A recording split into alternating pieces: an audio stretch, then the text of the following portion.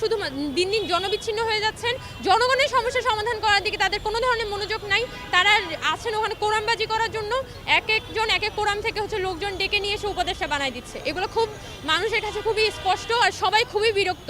আপনার যদি মনে হতো যে আপনি কাজ করতে পারবেন না, আপনি কি জন্য এখানে এখানে লোকজনকে আনতে হয়েছে? আর এখন এতক্ষণ পর্যন্ত যে 19 জন উপদেষ্টা এতদিন ছিল, তারাও তো ঠিকঠাক মতো তাদের কাজটা করতে পেরেছে। কোনো দৃশ্যমান কাজ হয়েছে এমন কোনো পদক্ষেপ তো জনগণ দেখে নাই, বরং আইন শৃঙ্খলা পরিস্থিতি খারাপ হয়েছে, মানুষের মধ্যে অশান্তি বেড়েছে, জিনিসপত্রের দাম আকাশ ছোঁয়া। এগুলো বাংলাদেশের বর্তমান পরিস্থিতি।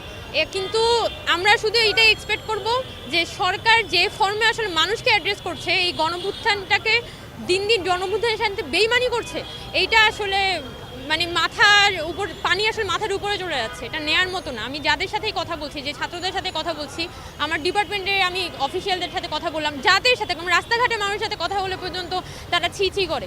এই ধরনের একটা পরিস্থিতির মধ্যে এনে আমাদেরকে ফেলা হয়েছে, এটা কোনোভাবে আমরা মেনে নেওয়ার নাই।